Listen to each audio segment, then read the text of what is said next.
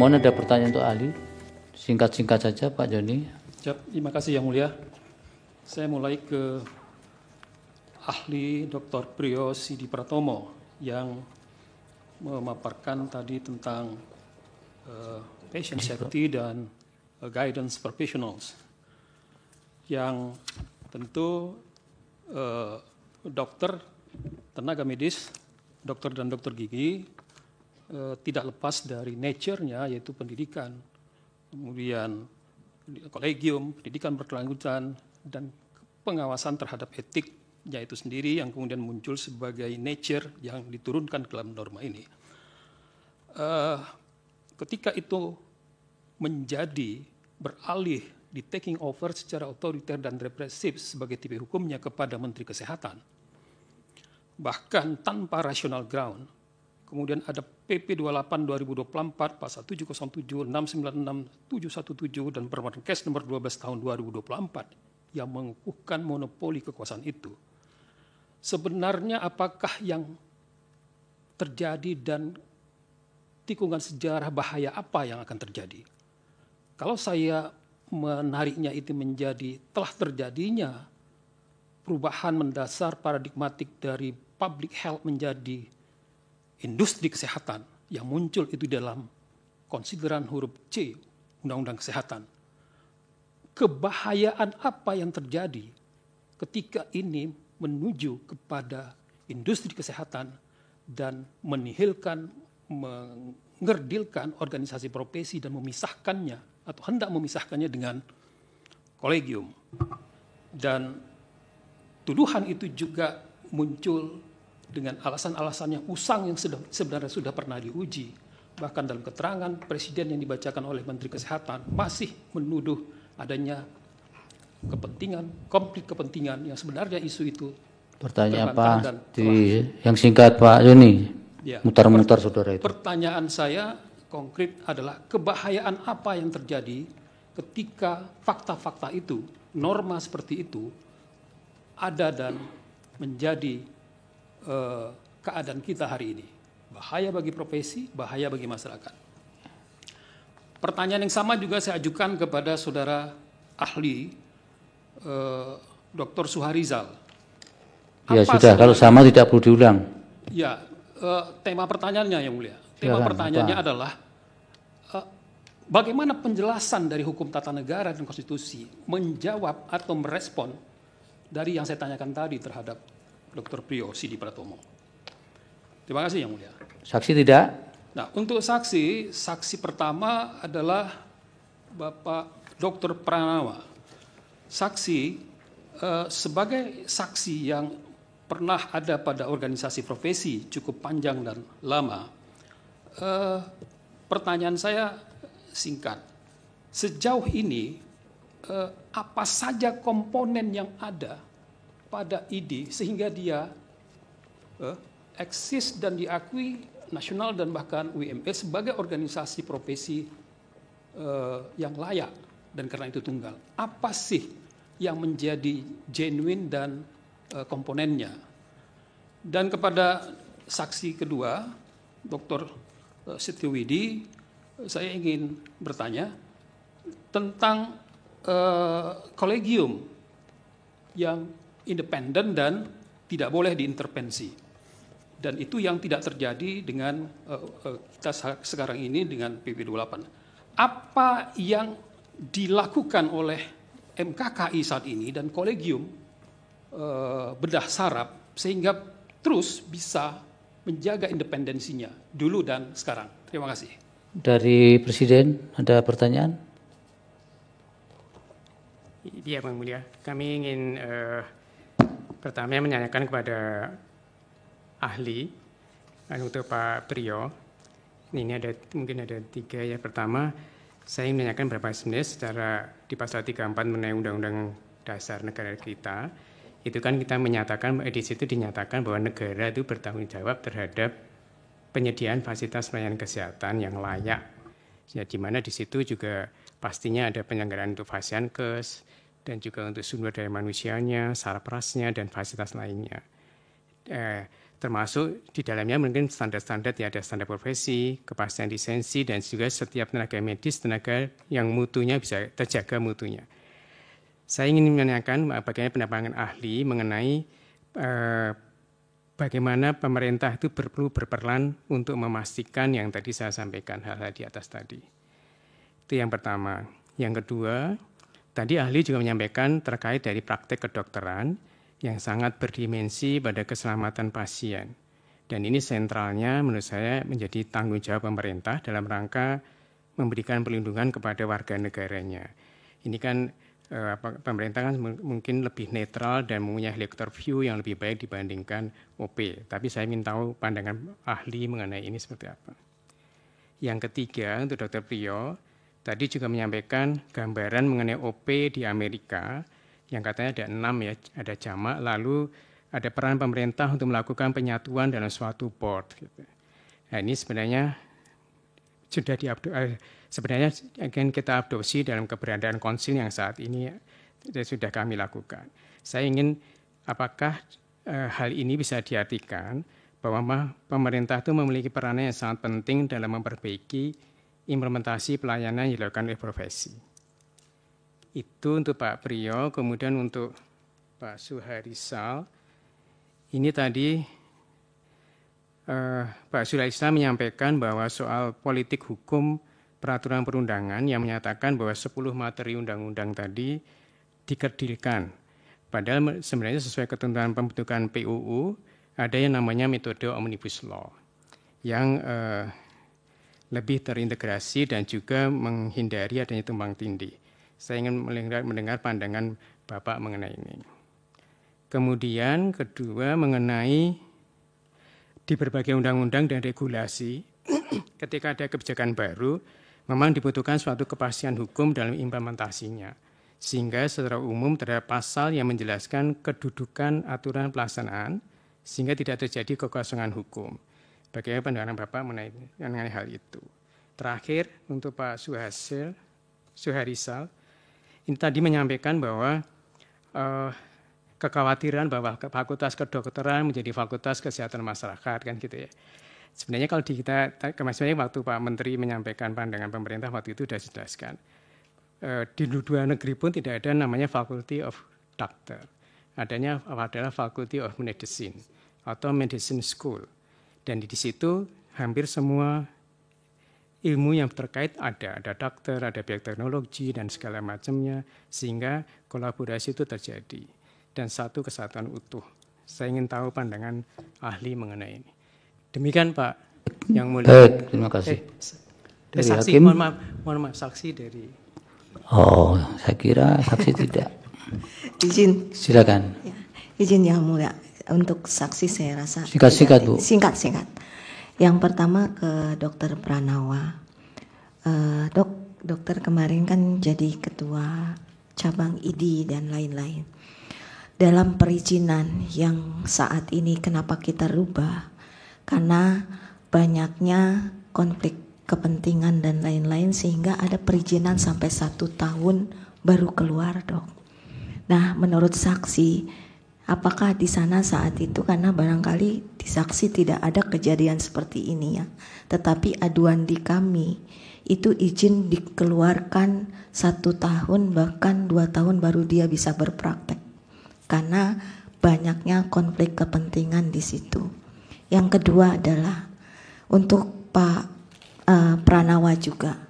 Tadi Bapak katakan dengan OP yang tunggal, Bapak katakan harusnya takutnya kalau yang jamak standarnya jadi double. Saat ini Pak, dari hasil Ibu jangan berpendapat. Pertanyaan saja Pak. Pertanyaan jangan minta pendapat ya. Siap. Pertanyaan saya adalah apa yang Bapak lihat saat ini untuk yang sebelum Bapak rasakan dengan yang setelah Undang-Undang 17 2023. Untuk Pak Widi, Dr. Setio Widi, yang pertama adalah ketika kolegium menjadi bagian dari OP sebelum berlakunya Undang-Undang 17 2023, dengan keberadaan kolegium saat ini dalam pengaturan independensi secara eksplisit yang diatur dalam regulasi, bagaimana yang dirasakan sebenarnya dari saksi sebagai ketua MKKI yang saat ini juga dan sebagai kolegium dari Sarap. Demikian, Pak. Dari Hakim ada pertanyaan? Pak Arsul, silakan, Yang Mulia. Terima kasih, Yang Mulia Pak Ketua. Saya hanya barangkali ke Pak Dr. Priyo sebagai ahli. Ya.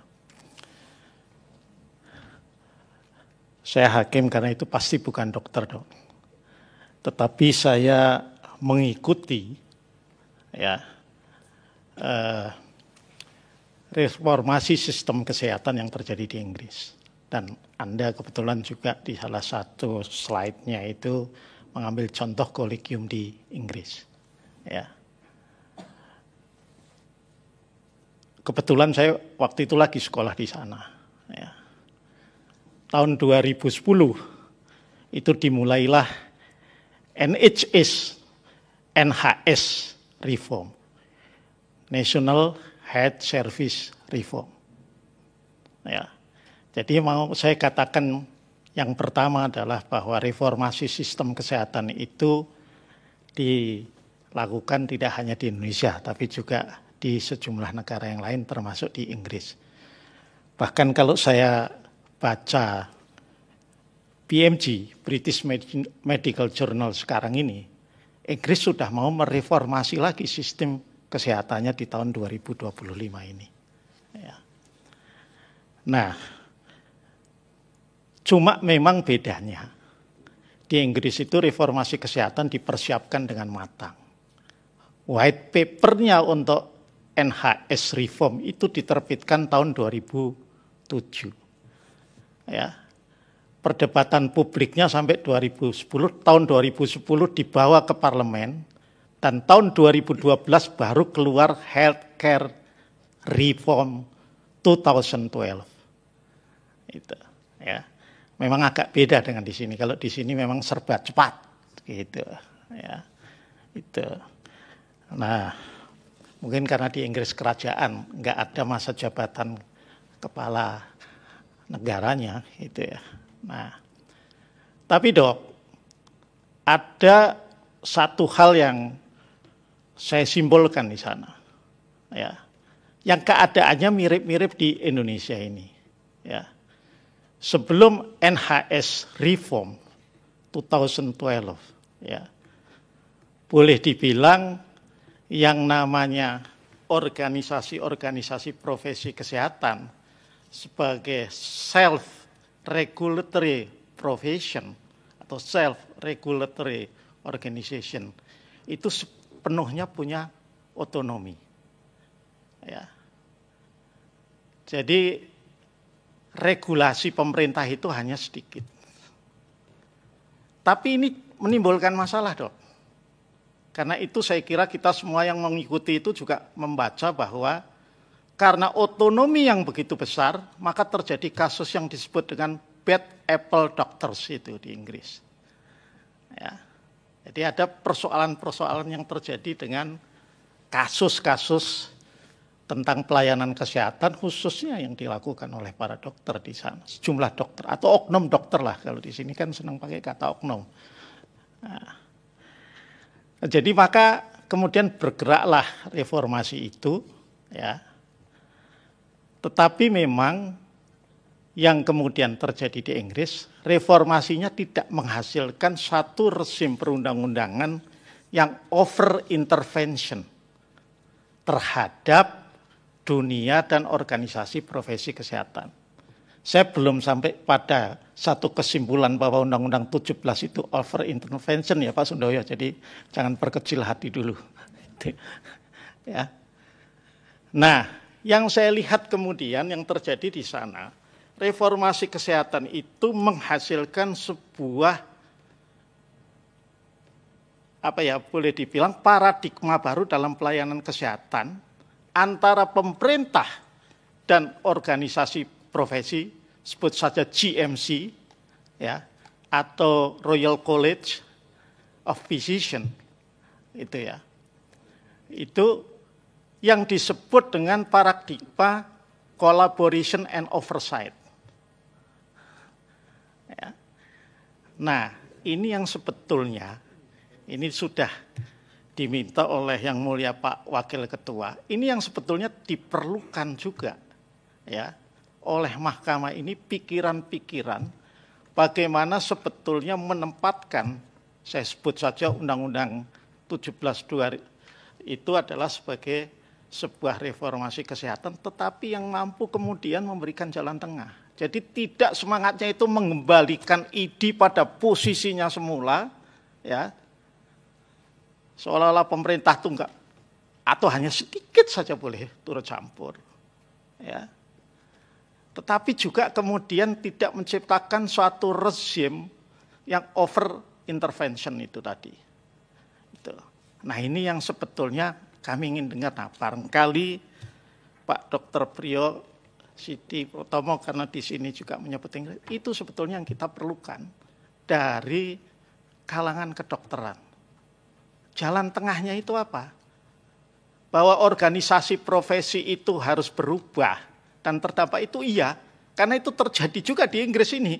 Ya, saya sambil mendengarkan tadi saya buka-buka juga, ya, beberapa artikel selain di BMG juga di National Health Institute juga jurnalnya, yang itu menunjukkan adanya perubahan-perubahan. Jadi ini yang barangkali diperlukan, ada kesadaran untuk berubah, ada kesadaran juga dari pemerintah juga. Kalau memang ada yang tidak pas dengan regulasinya, terutama regulasi di bawah undang-undang, ya harus juga berbesar hati untuk merubah itu. Nah, saya ingin minta pandangan dari Pak Dr. Priyo, kira-kira sebaiknya apa dalam konteks paradigma collaboration and oversight ini. Ya. Jadi collaboration and oversight, itu judulnya yang ingin saya tegaskan, karena itu yang saya baca di Inggris, hasil dari sebuah reformasi sistem pelayanan kesehatan itu. Ya. Jadi tidak kemudian yang satu bertahan, oh, pokoknya yang sudah saya nikmati itu nggak boleh dikotak-atik. Gitu. Yang sini kemudian, oh ini yang sudah kenikmati itu terlalu nikmat, terlalu besar, harus dipotong. Motongnya kebesaran juga, gitu loh. Nah, itu. Nah, itu yang barangkali saya ini, ya. Anyway, saya agak tahu sedikit ini Pak Sekjen, karena dulu tugas mata kuliahnya, saya ambil mata kuliah Professional Development itu, kebetulan studi kasusnya adalah NHS reform itu. Jadi saya lagi buka catatan kuliah saya dulu, ketemu itu paradigma tentang collaboration and oversight itu tadi. Terima kasih, saya kembalikan Pak Ketua. Baik, Yang Mulia Prof. Sali, silakan. Terima kasih Pak Ketua. Saya kepada Pak Priyo ya, ahli. Mungkin kami bisa dibantu juga. Bagaimana ahli menjelaskan posisi Undang-Undang 7 2023 ini kalau menggunakan pendekatan hospital based versus university based. Karena apa? Karena undang-undang ini kan juga mencabut undang-undang tentang pendidikan kedokteran. Nah, tolong ahli bisa mengelaborasi ini. Kira-kira ini undang-undang yang sekarang ini cenderungnya ke hospital base atau cenderungnya ke university base. Itu saya berharap nanti pemerintah juga menjelaskan ini Pak Dirjen dan Pak Sekjen, karena ini belum dielaborasi sama sekali isu soal ini. Mengapa ini penting saya kemukakan? Karena saya baru mendapat cerita, ini harus saya sampaikan dalam ruang sidang, apa yang terjadi setelah salah satu yang terjadi setelah Undang-Undang 17 2023 ini disahkan, ada kayak ketegangan antara universitas dengan rumah sakit. Kenapa? Yang selama ini kan sumber dayanya itu kan cenderung terintegrasi atau bercampur lah begitu. Dokter kadang-kadang jadi dosen juga. Dosen kemudian berpraktek di rumah sakit. Mahasiswa kemudian koas di rumah sakit. Ini menjadi sumber daya dalam tanda petik gratis bagi rumah sakit, karena seperti yang saya katakan pertemuan sebelumnya, mereka tidak digaji apa-apa, dipraktekkan di situ hampir 2 tahun. Nah, yang saya dengar, nih saya minta klarifikasi langsung dari Pak Sekjen. Benar nggak sekarang ada kewajiban universitas harus menyerahkan 30% UKT-nya ke rumah sakit? Tolong dijawab dulu, Pak. Kalau persentase tidak, tapi kita meminta. Tapi ada ya? Kita meminta.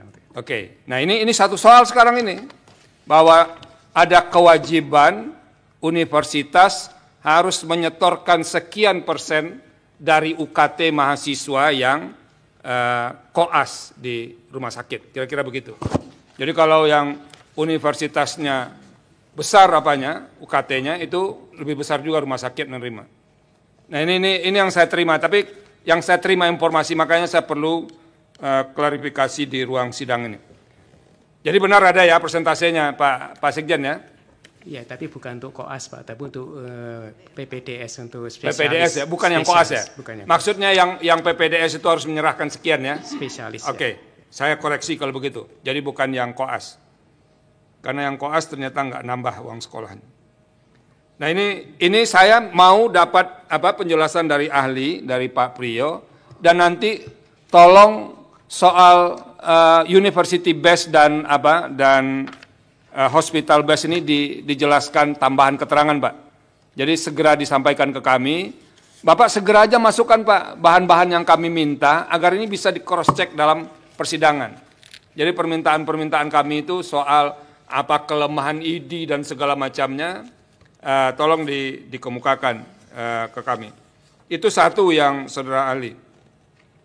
Yang kedua, saya ingin dapat penjelasan dari ahli Pak Priyo juga. Kalau Pak Suarizal ini sudah ditanyakan tadi oleh pemerintah. Pak Priyo dan saksi Pak Dr. Setio. Kalau sekarang ada 2 institusi, satu ini organisasi profesi yang di sini direpresentasikan oleh ID, atau ada yang lain sekarang PDSI. Satu ada kolegium. Dalam konteks untuk memelihara idealisme dunia kesehatan, kira-kira mana yang harus betul-betul dijaga independensinya? Apakah organisasi profesi, dalam hal ini ID atau PDSI, atau kolegium? Tolong ini kami dibantu. Karena apa? Nanti bisa bercampur juga pemahaman antara organisasi profesi dengan kolegium. Nah, karena ini penting, satu mengeluarkan standar, biasanya kan diambil oleh ID, sekarang kayaknya mau dipindahkan ke tempat lain. Nah, yang paling penting, menjaga idealisme dan objektivitas keilmuan itu, apakah independensi organisasi profesi yang tetap harus dijaga atau kolegium yang harus tetap dijaga?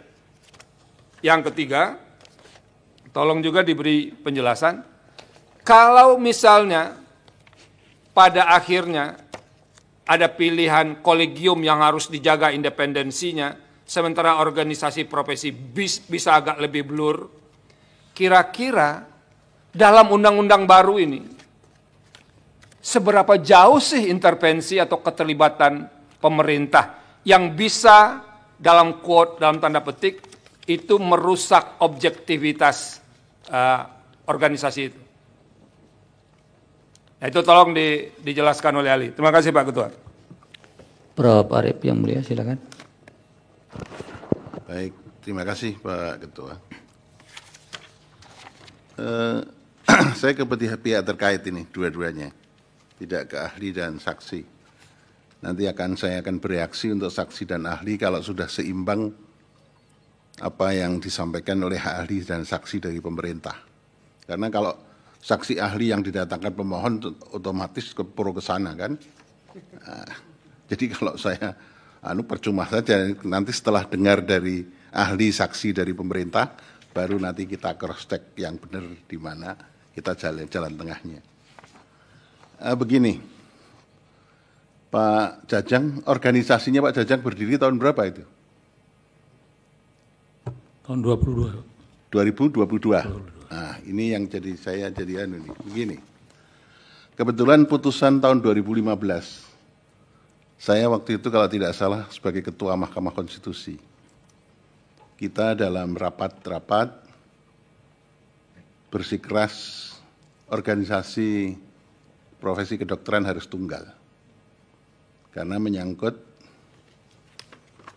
nilai-nilai yang harus ditegakkan adalah tunggal dalam rangka menjaga keselamatan pasien. Tapi kalau hakim Mahkamah Konstitusi tidak hanya sekedar keselamatan pasien, keselamatan bangsa, lebih tinggi dari organisasi profesi kedokteran atau organisasi kita, makanya harus hati-hati betul mendengar secara seksama dari kedua belah pihak. Begini, pada waktu itu, kalau enggak salah di ratio desidendi putusan Mahkamah Konstitusi yang mengatakan organisasi profesi harus tunggal, tapi kita ada pesan kepada ID, PBID untuk memperbaiki diri. Organisasi ID karena tunggal, itu dimanapun resepnya universal. Kalau tunggal itu arahnya ke arah monopoli, ke arah penyalahgunaan wewenang itu tinggi sekali.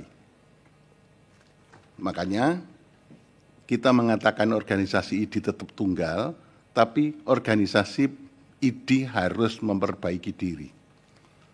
Tapi ternyata, apakah betul organisasi ID memperbaiki diri? Ini yang jadi masalah. Sehingga penataan yang dilakukan oleh pemerintah itu merombak total tata laksana yang menyangkut juga organisasi ini. Karena ternyata putusan kita memberikan keleluasaan untuk tetap menjadi organisasi yang tunggal, tapi ternyata organisasi ID apa betul memperbaiki diri? Nyatanya, fakta empiriknya, kok malah bisa menumbuhkan malah ada organisasi tandingan yang dikatakan organisasi dokter merah putih ya Pak Jajak gitu kan? Betul. Ya itu. Ini berarti penyakit yang di ID apakah sudah sembuh? Apakah sudah diperbaiki? Kemudian dulu juga Pak Dr. Yudil Heri ini, kalau enggak salah hampir sama dengan saya di bidang hukum, Pak Dr. Yudil Heri di bidang kedokteran, kita sama-sama waktu itu menjadi pejuang reformasi ya, Pak Yudil Heri bersama Pak Hariman Sirgar itu kan. Tapi saya di bidang hukum. Ini pejuang. Apa yang disampaikan sebagai keterangan pihak terkaitnya sangat tajam, mengkritik PBID. Yang saya dengarkan itu sangat tajam. Keberanian yang luar biasa untuk mengkritik dirinya sendiri di organisasi ID yang luar biasa. Satu, tidak terbuka. Organisasinya model preman, sewenang-wenang. Ini masih terbuka sekarang. Itu juga dikemukakan pada waktu yang dulu, tapi kita masih bersikeras putusan mahkamah harus tunggal dan harus memperbaiki diri. Masalah keuangan tidak transparan, ini Pak Yudil Heri menyampaikan yang seperti ini. Nah, apakah kalau begitu penyakit yang biasa terjadi kalau tunggal itu menunjukkan ciri-ciri yang demikian? Nah, kalau begitu, apakah mahkamah harus bergeser? Sehingga keberadaannya Pak Jajang harus kita anukan, tidak single bar, tapi multi bar lagi. Nah, untung ruginya apa?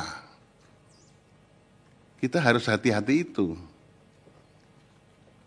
Kalau PBID dalam pelajaran yang sekarang terjadi ini sebagai bentuk dari pembelajaran akan memperbaiki diri dengan sebaik-baiknya, ya kita masih yakin dengan single bar itu, organisasi tunggal.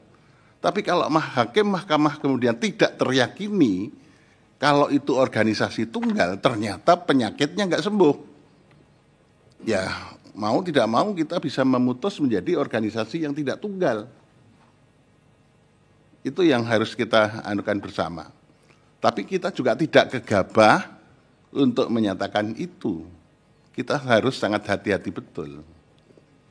Karena dalam pikiran saya, dalam persidangan ini saya juga pengen sebetulnya organisasi yang dipimpin Pak Dr. Jajang dengan organisasi PBID bisa kemudian bersama-sama berembuk untuk melaksanakan putusan MK tahun 2015 menjadi single bar. Tapi itu tadi dilaksanakan secara demokratis, transparan, tidak model preman. Masuk ide orang-orang dokter-dokter, profesor terpelajar kok dalam apa namanya tadi Pak Yudil Heri apa namanya muktamar. Kok ini sih kita bawa badik segala itu gimana? Kan luar biasa itu. Disampaikan itu kan. Dipinjam sama Prof. Guntur. Nah, badiknya pinjam dari Prof. Guntur, dari orang Bugis ini. Gimana ini coba? Ya kan, masuk loh, organisasi dokter itu kan mesti intelektual. Kalau itu bawa spek sih nggak masalah, memang itu, ini bawanya badik loh, muktamar. Ini kan luar biasa. Jadi ini kita harus betul-betul memperbaiki tata laksana dan juga memperbaiki organisasi profesi dokter itu secara baik-baiknya. Karena ternyata penyakit yang terjadi pada tahun 2015 yang kemudian di dalam rasio desidendi keputusan kita single bar, tetap single bar karena itu menyangkut nyawa manusia, ada kok dengan kode etik yang tunggal, dengan penata laksanaan yang tunggal organisasi profesi, tapi organisasi ID harus memperbaiki diri. Ternyata sampai sekarang penyakitnya nggak sembuh. Nah, penyakit yang tidak sembuh ini kebetulan pihak pemerintah, Pak Menteri Kesehatan kemarin sudah dibuka oleh Prof. Sadi. Cobalah Pak Menteri, evaluasinya mengenai PBID itu gimana, kejelekannya itu apa, dibuka, ya Prof. ya, supaya kita tahu persis. Tapi ternyata pihak pemerintah masih belum memberikan data, masih malu-malu, tapi ternyata di sini dibuka oleh pihak terkait, Pak Yudil Heri dan Pak Jajang. Jadi ini mari kita bersama-sama, bukan untuk kepentingan siapa-siapa, tapi untuk kepentingan negara dan bangsa, untuk kepentingan masyarakat. Oleh karena itu, tadi saya tanyakan, putusan kita 2015, loh tahun 2022 kok Pak Jajang malah nyempal, itu gimana, ada apa ini? Nah, itu mestinya kan harus dilaksanakan. Pak Dadang berarti melawan putusan Mahkamah Konstitusi, tapi melawannya itu karena apa? Karena penyakitnya malah semakin menjadi-jadi dalam pertemuan-pertemuan muktamar-muktamar yang dilakukan setelah putusan mahkamah. Karena merasa terbackup oleh putusan Mahkamah Konstitusi tahun 2015. Sehingga di dalam internal kepengurusan PBID tidak memperbaiki diri. Ini, ya saya tolong Pak Yudil Heri atau Pak Jajang bisa menyampaikan. Secara terbuka gimana sih sebetulnya? Kenapa Pak Jajang kok akhirnya mendirikan organisasi profesi yang merah putih? Itu bisa terbuka di sini supaya menjadi pembelajaran betul, supaya idea harus berani memperbaiki diri, membuka diri, ya, dan tidak ditutup-tutupi juga. Itu. Terima kasih Pak Ketua, saya kembalikan. Baik Prof. Yang Mulia, terima kasih. Cukup? Prof. Ini ada? Silakan Prof. Baik, terima kasih. Saya ke pemerintah terlebih dahulu. Ini karena terpancing oleh Prof. Arief ini. Jadi begini, memang dari kemarin kami sudah meminta ini sebetulnya sisi gelap apa sih yang terjadi di organisasi ID itu sehingga kemudian seolah-olah sebagai salah satu faktor pemicu untuk terjadinya reformasi di pengaturan kesehatan ini. Sebetulnya kalau dikaitkan tadi yang disampaikan Pak Judil Heri dari pihak terkait itu ya, apakah sebetulnya itu juga bagian yang memang yang dari Kementerian Kesehatan memang itu sebetulnya kenyataan yang ada itu? Dan apa yang selama ini sudah dilakukan oleh kementerian berkaitan dengan persoalan-persoalan itu? Karena kalau itu memang terjadi, saya kok agak miris sebetulnya melihat kondisi yang ada itu. Nah, pertanyaan berikutnya ini kepada Pak Judil Heri juga, pihak terkait ya. Yang dikhawatirkan itu kalau ini adalah multibar, organisasinya itu tidak lagi single seperti itu, apakah memang kemudian ada implikasi standar itu kemudian beraneka ragam begitu? Apakah ada implikasinya? Sementara kalau kita lihat di dalam pasal 291 itu kan ada 3 standar sebetulnya yang dibutuhkan oleh tenaga medis itu. Satu itu standar yang berkaitan dengan standar profesi, kemudian standar pelayanan dan standar prosedur operasional. Apakah kemudian ada standar-standar lain yang memungkinkan kemudian dibuat oleh organisasi profesi? Apalagi kan kolokium tidak lagi di bawah organisasi profesi. Apakah ada kemungkinan seperti itu? Andai kata ini misalnya tidak lagi dia menjadi organisasi yang single seperti itu. Apakah ada kemungkinan itu? Ini juga saya mohon untuk dapat dijelaskan oleh ahli ya, Dr. Priyo. Apakah ada kemungkinan seperti itu? Ya. Sehingga dikhawatirkan kemudian tidak ada standar lagi yang baku. Sementara standarnya ada itu kalau dilihat dari untuk tenaga medis dan tenaga kesehatan itu ada 3 itu. Apakah ada standar lain di luar itu? Itu yang saya mohon nanti ada tambahan keterangannya di situ. Terima kasih. Cukup, silakan ahli dari Dr. Priyo dulu. Terima kasih Yang Mulia.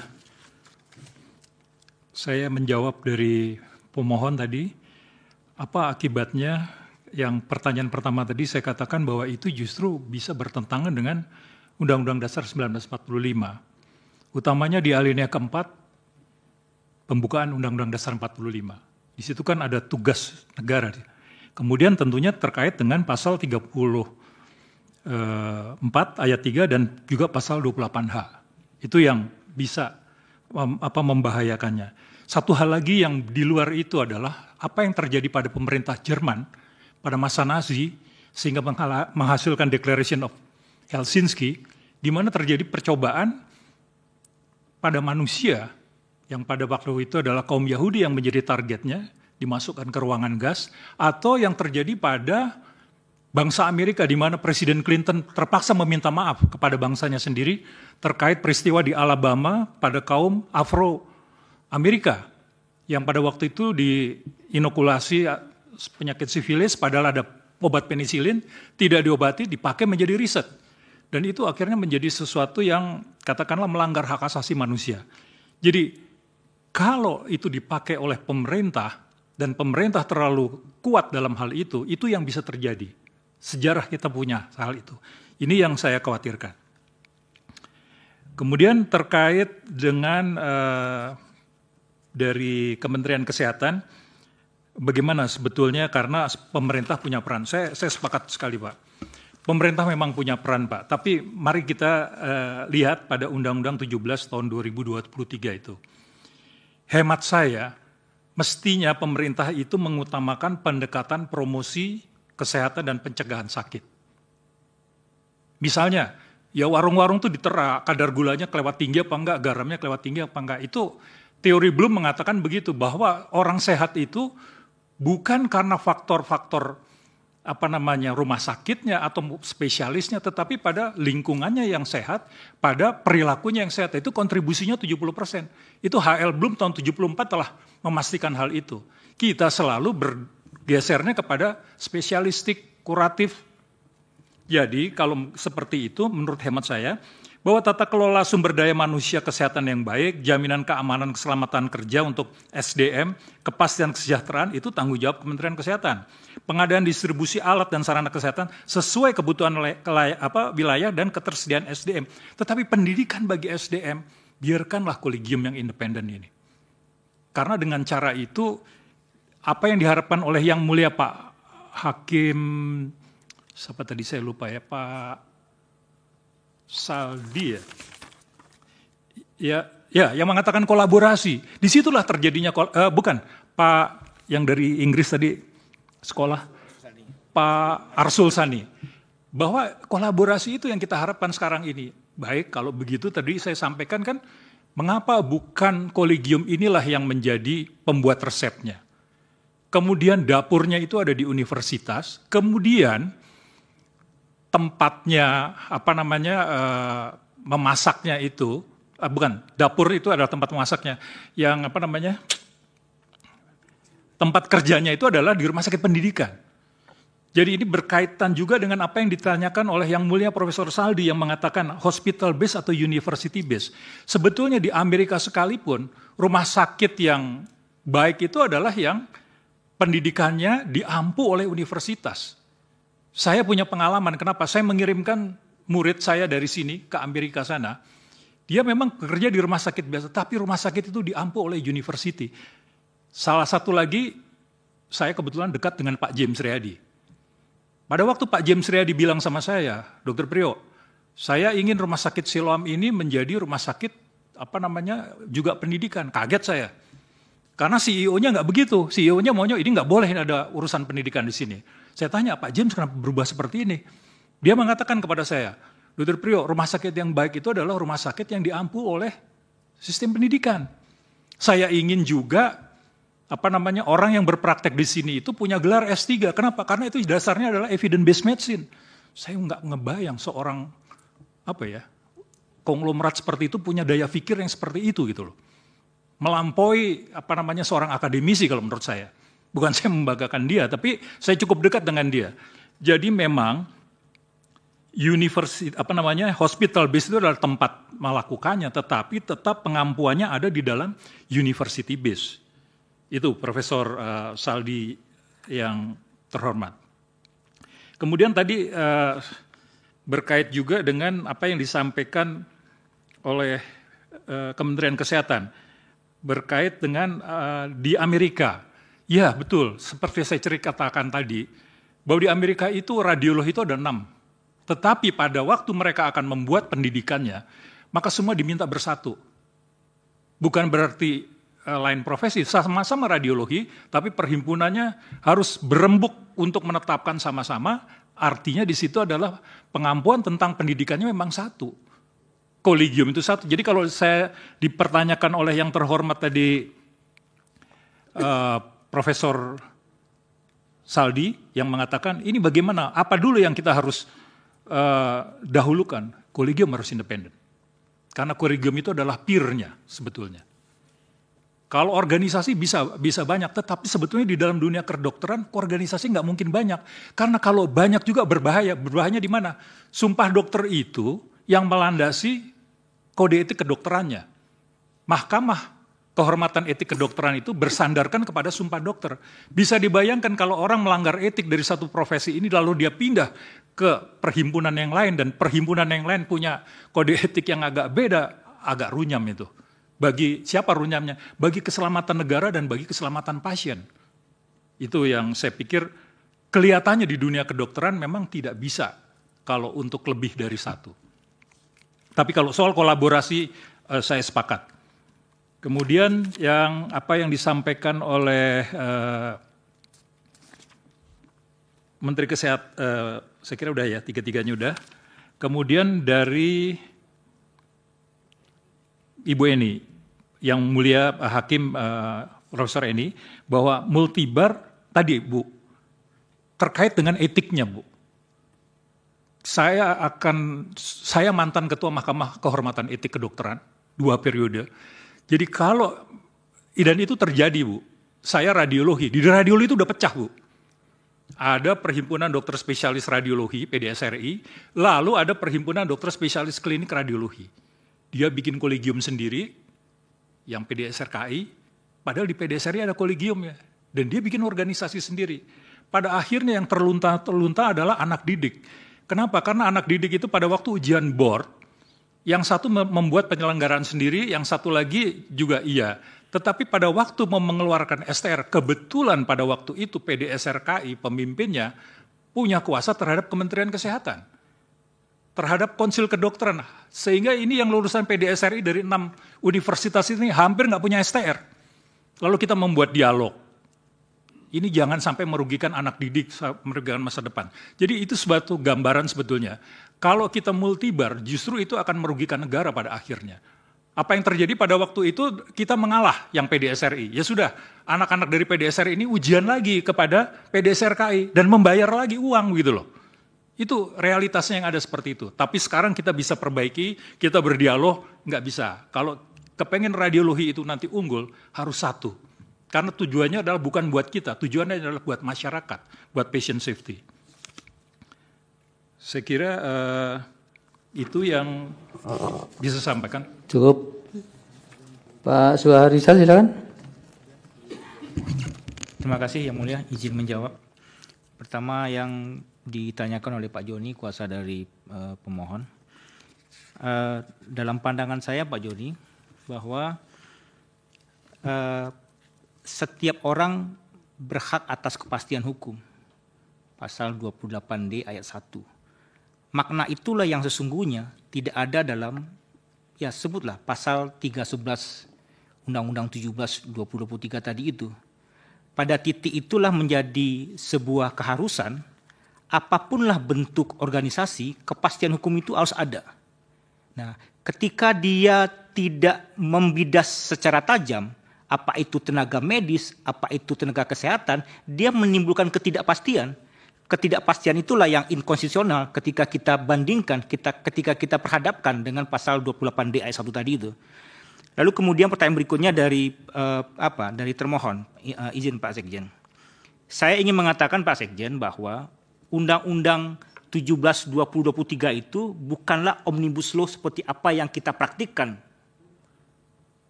Sebelum ada Undang-Undang 17, ada Undang-Undang Kesehatan, ada Undang-Undang Praktik Kedokteran, ada Undang-Undang Pendidikan Kedokteran, ada Undang-Undang Keperawatan, ada Undang-Undang Bidan. Kalau kemudian kita meneropong secara sederhana, semestinya Undang-Undang 17 itu pasalnya di atas 5.000. Nah, ini kan seperti yang saya sampaikan tadi, Undang-Undang Kebidanan, Praktik Kedokteran dibongsaikan, dikerdilkan, lalu kemudian dimuatkan ke dalam Undang-Undang 17 tadi itu. Saya ingin mengatakan Pak Sekjen, pendidikan kedokteran, praktik kedokteran, itu tidak bisa disejajarkan dengan pemaknaan kesehatan. Nah, jadi bukan berarti kemudian nomenklatur kesehatan, dia lebih tinggi daripada nomenklatur pendidikan kedokteran. Yang ingin saya katakan adalah nomenklatur kesehatan itu sejajar dengan nomenklatur pendidikan kedokteran, sejajar dengan nomenklatur keperawatan, sejajar dengan nomenklatur praktik kedokteran. Itu yang kemudian tidak bisa dimasukkan ke tong yang namanya Undang-Undang Kesehatan tadi itu. Nah, lalu kemudian yang kedua, kekosongan hukum. Saya ingin mengatakan begini Pak Sekjen, aturan peralihan dalam Undang-Undang 17/2023 itu menimbulkan kegaduhan, kerusuhan. Kalau memang mau dicabut, ya sudah dicabut. Mengapa kemudian ada aturan, undang-undangnya dicabut, tapi kemudian peraturan pelaksananya masih tetap berlaku? Ini cara-cara orde lama bagaimana kemudian kabak hukum di Pemda-Pemda mesti konsultasi ke Kementerian Dalam Negeri misalnya. Karena mengapa? Mereka berada pada posisi yang dibingungkan. Nah, sehingga kemudian muncullah cara-cara di mana kemudian kewenangan sebutlah kementerian, Menteri Kesehatan, dia menjadi semakin powerful, semakin kuat, semakin otoritarian. Sehingga kemudian memaksa dinas-dinas kesehatan ketika terjadi perdebatan soal aturan, dia mesti berkonsultasi ke pusat. Daerah-daerah dipaksa untuk berada pada posisi yang seperti itu. Nah, termasuk juga tadi soal fakultas kesehatan. Bukan ingin bermaksud membayangkan, Tapi kalau kemudian cara pikir pemerintah yang meletakkan posisi kesehatan sedemikian rupa dalam Undang-Undang 17, bisa saja kemudian perguruan tinggi terkontaminasi dengan cara pikir yang seperti itu. Sehingga sekarang fakultas kebidanan, fakultas keperawatan, fakultas kedokteran gigi, fakultas kedokteran umum dilebur menjadi jurusan berada di fakultas kesehatan. Saya tidak ingin mengatakan mengandai-andai, tapi sepertinya kontaminasi ini akan beralih ke perguruan tinggi. Barangkali demikian Yang Mulia 4 komentar yang saya jawab atas pertanyaan. Dari saksi Pak Pranowo silakan. Terima kasih. Ada 2 pertanyaan. Yang pertama, apa pernah ada izin yang terbit 1 tahun, 2 tahun? Tidak pernah. Karena apa? Izin yang menerbitkan bukan ID. Izin itu yang menerbitkan Dinas Kesehatan. Dulu waktu saya. Dan sekarang yang menerbitkan dari DPM PTSP. Jadi bukan dari. Diperbaiki saja langsung pertanyaan. Rekomendasi berapa lama sih dikeluarkan? Oh, 2 minggu keluar. Gitu ya? Kalau kecuali ada masalah. Kecuali dia memang bermasalah. Kalau tidak bermasalah, langsung diberitahu tidak dikeluarkan. Sampai dia memperbaiki masalahnya. Kalau bermasalah. Ya, nanti tolong dijelaskan pemerintah juga soal ini. Iya. Kalau ada masalah langsung. Kemudian tentang pertanyaan, apa ada setelah ada sekarang ini bagaimana? Apa sudah ada multi standar? Belum, karena sekarang belum, masih yang dominan masih ID, standarnya masih yang dipakai adalah kode etik maupun dari ID. Jadi saya belum bisa menjawab kalau ada berbeda bagaimana. Kalau belum ada faktanya saya tidak pernah mengalami. Kemudian satu pertanyaan dari pemohon tentang badan apa yang ada di ID. Waktu itu kan tidak sebegitu pertanyaannya. Bahwa di ID ada majelis etik, ada majelis kolegium, dan ada majelis profesi. Kemudian ada standar etik dan standar pelayanan dan lain yang tujuannya memelihara mutu profesi anggotanya. Di lain pihak juga menjaga supaya layanan yang diberikan oleh anggotanya pada masyarakat baik untuk menjaga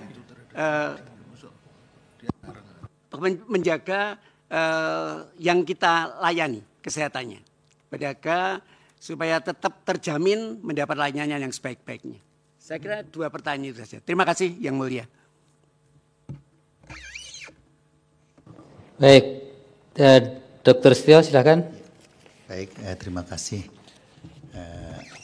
Mungkin saya menjawab beberapa pertanyaan khususnya terkait dengan kolegium dari Ibu Yuli tadi. Agak kuat, agak kuat ya. Iya. Saya perlu menjelaskan, tadi saya belum memperkenalkan diri, saya saat ini sebagai Ketua MKKI dan Ketua Kolegium Profesi Bedah Syaraf Indonesia, kebetulan Ketua Departemen Bedah Syaraf di FKUI, 2 kali menjadi Ketua Program Studi, 2 periode. Jadi, dan 1 kali menjadi Ketua Perhimpunan Bedah Syaraf Indonesia. Jadi mungkin saya ingin mencoba menggambarkan ini secara lebih komprehensif. Di dalam pengembangan kolegium yang selama ini kita tahu memang harus independen, dikelola oleh para pengampu keilmuan karena memang tugas kolegium adalah mengembangkan ilmu. Itulah yang sekarang kami agak khawatir bahwa dalam jangka panjang ini bisa tidak terjadi karena memang beberapa waktu yang lalu pada saat pemilihan ketua kolegium kita sudah mengabaikan bagaimana para pengampu ilmu yang tadi secara terstruktur selama ini, ketua program studi KPS ya, misalnya saya sebagai KPS atau kepala departemen, kami harus lektor kepala untuk menjadi badan di situ sebelum yang paling tinggi secara akademik adalah guru besar. Ini yang terjadi sehingga bahkan ada misalnya di dalam kolegium itu ada komisi kurikulum yang belum pernah sama sekali membawa atau pernah berpengalaman sebagai seorang profesional di bidang pendidikan yang mengatur kurikulum. Ujian nasional dikelola orang yang tidak pernah mengelola. Padahal kita tahu bahwa sesuai dengan Undang-Undang Dikti, uji kompetensi itu merupakan exit exam yang merupakan proses berkelanjutan sejak pertama kali diterima sampai seseorang dinyatakan lulus sebagai seorang spesialis. Inilah yang terjadi sehingga hal-hal yang selama ini dipikirkan secara mendalam itu menjadi hal-hal yang membuat kami mengkhawatirkan bahwa situasi ini ke depan bisa dengan pengalaman kami itu akan menjadi, bukan karena kami ketakutan kehilangan kekuasaan, kami sebentar lagi juga sudah pada pensiun, tapi masa depan para spesialis inilah yang kami khawatirkan. Kedua, misalnya bagaimana independensi ini terjaga.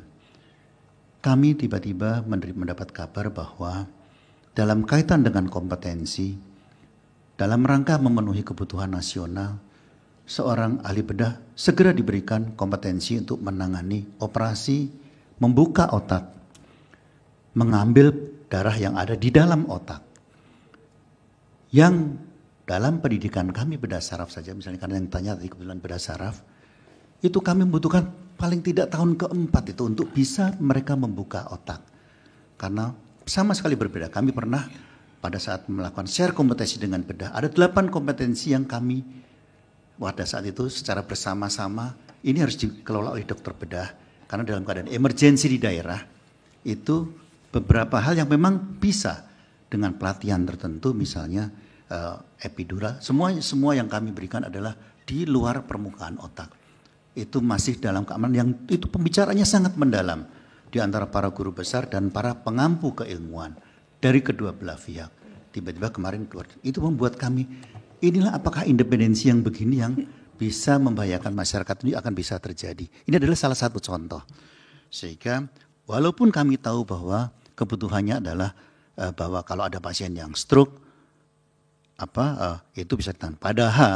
Padahal mungkin kedalaman yang belum diketahui bahwa seorang spesialis bedah saraf dasar itu sudah diajarkan bagaimana cara membuka otak dan mengambil darah di dalam otak, bukan di permukaan otak. Di dalam otak itu memerlukan pengetahuan yang sangat mendalam sehingga pasien tidak cedera otaknya dan pasien tidak mengalami fatalitas setelah operasi. Itu contohnya di bedah saraf, kami ditanyakan di bidang bedah saraf. Ini harus sangat hati-hati karena langsung menyangkut kebutuhan masyarakat. Ingin menolong malah akan mencelakakan pasien. Ini hal yang tadi. Kemudian yang kedua mungkin dari yang mulia Profesor Saldi Isa tadi mengenai kemandirian, independensi tadi. Betul, saya kira apa yang disampaikan oleh Dr. Priyo bahwa kemandirian utama, independensi keilmuan itu memang harus pengembangnya adalah kolegium, yang mana yang selama ini adalah organ-organ struktur dengan kapasitas individu yang memang sudah terstruktur. Kami mohon itu dipertimbangkan dengan baik. Tapi kami perlu memahami juga bahwa yang disampaikan Dr. Priyo, radiologi itu betul di Amerika ada 6, bedah saraf ada 3. Itu adalah perhimpunan spesialis. Sementara kalau ada masalah di dalam perhimpunan spesialis, di atasnya itu ada yang namanya American Medical Association. American Medical Association itu adalah satu organisasi yang membawahi tadi profesi-profesi spesialis. Jadi tetap saja bahwa kalau kami kursus ikut manapun mendapat kreditnya adalah kredit AMA. American Medical kredit sekian, ikut kursus sekian mendapat kredit AMA. British Medical Association satu gitu. Nah ini mungkin yang perlu secara mendalam bagaimana secara nasional representasinya harusnya adalah satu yang justru tadi mengapa di dalam PB itu merupakan rumah besar ada bagian spesialis dengan pengembang ilmunya ada di dalam. Nah inilah yang mungkin harus difahami bersama bahwa sekali lagi bukan karena ini ingin berkuasa ini, tapi mari kita pikirkan secara mendalam untuk kepentingan masyarakat. Itu mungkin yang bisa saya sampaikan. Ya, cukup ya, masih ada lagi? Ya. Cukup. Ya. Dari Dr. Jajang atau Judileri yang mau menambahkan apa yang dimohonkan Prof. Arif tadi? Di luar yang sudah dijelaskan di syarat tertulis tadi ya Pak, mungkin ada yang mau ditambahkan, silakan. Terima kasih. Dari apa yang disampaikan oleh ahli dan saksi, perlu saya jelaskan bahwa konsil itu di dari dunia hakim, ini. dari saksi mana Bapak? Dari Prof. Arif tadi? Yang pertama Dr. Priyo barangkali. Di dunia itu dua macam konsil. Seperti di Inggris itu langsung bertanggung jawab kepada ratu atau raja. Tetapi di negara lain itu di bawah Kementerian Kesehatan atau Dirjen Kesehatan. Contohnya Singapura dan Malaysia. Itu ada di Medical Practitioner Act dari Singapura dan Malaysia. Konsil itu di bawah Kementerian Kesehatan atau Dirjen Kesehatan. Jadi ada dua macam. Jadi kalau di Indonesia itu disebutkan dengan undang-undang baru, konsil itu di bawah presiden melalui Menkes, bukan sesuatu yang aneh. Pak Judileri, Bapak jawab saja apa yang ditanyakan Prof. Arief, yang mulia hakim. Pihak terkait itu hadapannya, atau Pak Dr. Jan. Tadi Dr. Jan sudah melemparkan yang mulia ke Dr. Yudil. Apa salah satu dulu, silakan. Silakan ya. Ya, kalau dari pemohon maupun pemerintah nggak ada hubungannya untuk dijawab, karena itu masing-masing berdiri sendiri. Terima kasih yang mulia. Sekjen saya izin menjawab. Silakan.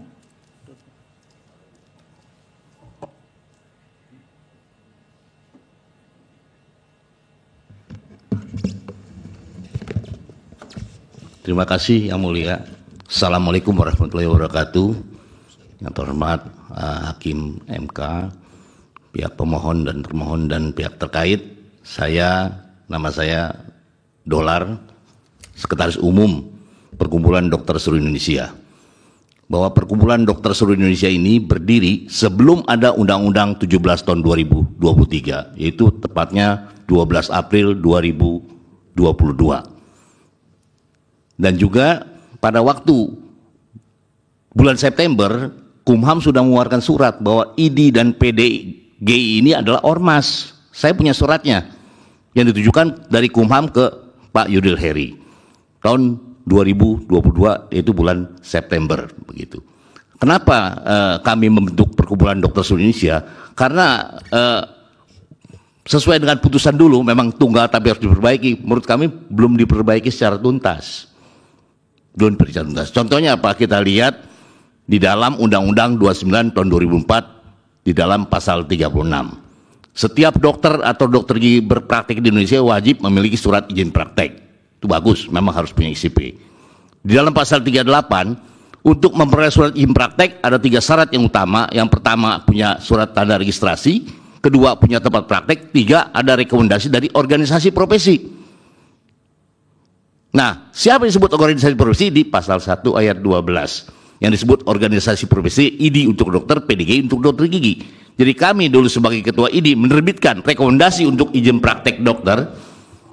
Tapi kalau perhimpunan yang tidak memberikan, itu bisa dibatalkan. Padahal di dalam undang-undang itu tidak ada perhimpunan memberikan rekomendasi.